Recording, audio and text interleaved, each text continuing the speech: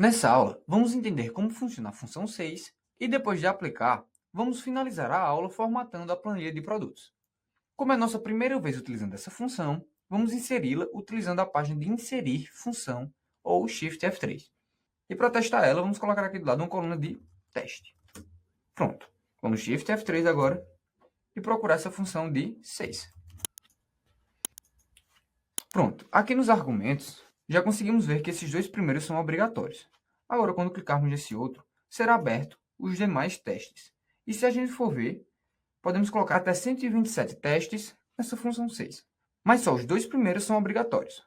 Então, vamos agora entender como vai funcionar essa função comparando com a união das funções si, que a gente criou na aula passada para fazer essa coluna de OK. E olha só, como fizemos na aula passada, colocamos uma função se e se ela fosse verdadeira, seria um resultado. Quando fosse falso, entraria em outra função se. E nessa função, teremos mais uma resposta verdadeira e outra falsa. E cara, como a gente viu, quando a gente coloca uma função se dentro da outra, nós aumentamos a possibilidade de condições que podemos trabalhar. E por isso fizemos essa união na aula passada. Então o Excel percebeu que existiam situações que era necessário fazer análise para mais de 2, 3 ou até mesmo 5 condições e criou a função 6, que são várias funções se em conjunto e, claro, mais simples de utilizar do que o conjunto de funções si. E a gente vai ver isso agora. Vamos entender como funciona ela e aplicar também. Esse teste será um campo de verificação, como a coluna à esquerda que utilizamos um conjunto de funções si. Deu para entender? Pronto. Vamos agora fazer essa função si. Como serão as mesmas condições, vamos seguir a mesma ordem. Primeiramente, nós vamos confirmar se todos os campos estão vazios. Então, colocaremos i e vamos conferir cada campo se está vazio.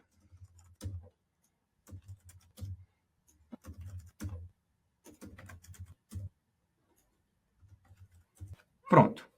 Se isso for verdadeiro, o resultado será 0. Depois desse teste, a gente vai vir para o teste OU, que colocaremos OU e copiaremos exatamente essa função, que é a mesma coisa, só que agora aplicado na função OU, beleza? Se isso for verdadeiro, o valor será menos 1. Pronto, mas agora é que vem o último detalhe dessa função. Você concorda comigo que para essa última condição não temos um teste específico? O teste que queremos é o seguinte: queremos que o Excel analise essas duas iniciais e caso nenhum desses dois sejam verdadeiros, queremos que seja retornado o valor 1, beleza? Então, olha o que faremos. Nessa última condição, nós colocaremos o valor, o teste, que será igual a 1, igual a 1. E por que faremos isso? Porque esse teste ele é sempre verdadeiro. Então, caso nenhum desses dois testes sejam cumpridos, obrigatoriamente esse último será. E depois disso, nós colocaremos no valor, o valor 1. E agora que finalizamos, vamos revisar rapidamente e entender como vai funcionar. Agora que aplicamos, vamos pressionar OK. E vamos analisar se os valores estão iguais. Esse ícone apareceria quando o valor fosse 1, correto. Aqui também está correto. E aqui também. Ou seja, a função funcionou exatamente como esperávamos. Agora vamos entender. Primeiramente, temos que estar na cabeça que essa função ela é sequencial, ou seja, ela vai avaliar o primeiro teste e caso ele for verdadeiro, essa função já acabou. Caso não, ela vai para o segundo. Caso esse segundo for verdadeiro, a função acaba ali. Caso não, vai para o terceiro. E por esse motivo é que colocamos essa terceira função como 1 igual a 1, pois sempre queremos que retorne um valor. Poderíamos ter feito de outra forma. Sim, poderíamos. Poderíamos ter pego essa função i e ao invés de colocar o igual, poderíamos ter colocado diferente em todos, por exemplo. Só que daria mais trabalho. Então, colocaremos 1 igual a 1, que será sempre verdadeiro, e essa função vai funcionar exatamente como essa função que colocamos aqui, que é um conjunto de funções si. Pronto, finalizamos a função 6. Simples, né? Agora vamos pegar essa função 6, e por ela ser mais simples de aplicar, eu vou copiar esses valores e copiar nesse conjunto de funções si. Pronto, Ctrl V. Aqui pressionarei Enter. E agora está aplicado em todas. Com isso, agora eu vou redimensionar a nossa tabela. Para tirar o H, vamos colocar G. Esses valores saem da tabela e aqui eu posso excluí-los. Pronto. Agora vamos formatar a nossa planilha. Primeira coisa que iremos fazer é ocultar essas colunas à direita que não estão sendo utilizadas. Por exemplo, vamos escolher aqui essa coluna R. Então, pressionando o atalho Ctrl Shift, seta para a direita, que já vimos, selecionamos todas as colunas do Excel dessa planilha, então botão direito e ocultar. Pronto, agora voltamos para a parte inicial. E para dar mais ênfase ao nosso cabeçalho, vamos fazer o seguinte. Vamos primeiramente selecionar e alterar essa fonte para Century Gothic. Century Gothic. Depois disso, tamanho 11. Aqui a cor, nós colocaremos esse amarelo. Iremos aumentar o tamanho da fonte para 12 e aumentar um pouco o tamanho da linha, tá? Vamos colocar, por exemplo, 21 um pouquinho. Agora vamos centralizar e colocar no centro. Além disso, vamos automaticamente alterar a largura da coluna. Vamos selecionar todas as colunas e apertar 2 vezes com o botão esquerdo em qualquer uma dessas divisórias. Pronto. Além disso, vamos agora para os nossos dados. Para os nossos dados, vamos selecionar todos.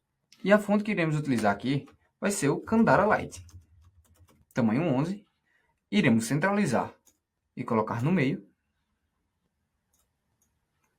Aqui, nessa coluna, colocaremos moeda, ou com tab, se você preferir. Para ficar mais unido, colocar em moeda. E vamos agora diminuir um pouco o tamanho da nossa coluna. Pois como tinha um filtro, a nossa largura de coluna não ficou tão interessante.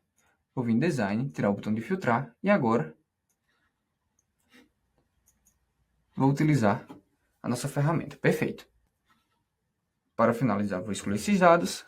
E a última coisa que iremos fazer é colocar uma forma. E essa forma ela vai servir atualizar. Vai servir como um botão para levar para a página de configuração. Então aqui colocaremos um ícone também. Vamos colocar um ícone de atualizar. Pronto. Vamos diminuir um pouco o tamanho do ícone. Mais um pouquinho. Nessa fonte colocaremos a mesma fonte do texto.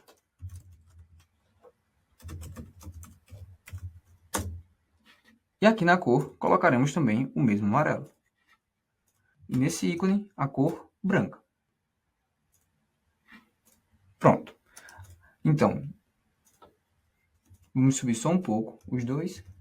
E agora vamos colocar o link. Vamos selecionar primeiro a forma, link, colocar nesse documento e configurações de produtos. Iremos colocar para a célula B4.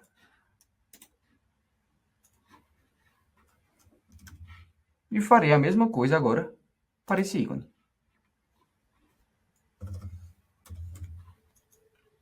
Pronto, então ao apertar, será redirecionado. Perfeito.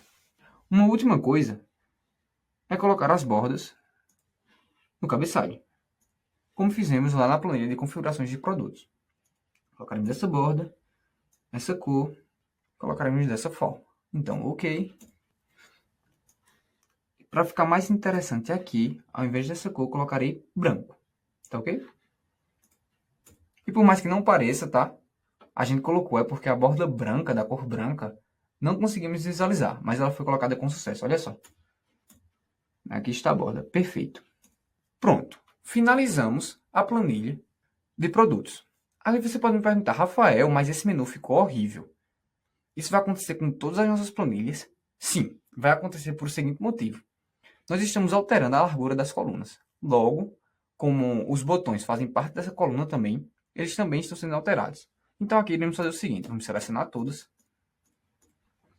excluir, e em outra planilha que já está organizada, copiar e alterar a formatação para a cor, para produtos, tá ok? Vamos selecionar primeiro esse, colocar o azul, vir no ícone, colocar a cor branca, cor da fonte, também branca. Aqui colocaremos o fundo um azul mais claro, preta, e no ícone colocaremos a cor preta, tá ok? Pronto. E agora está funcionando perfeitamente. Faremos nessa página de configurações depois, tá tudo bem? Bom, na próxima aula a gente já vai iniciar a nossa planilha de mão de obra.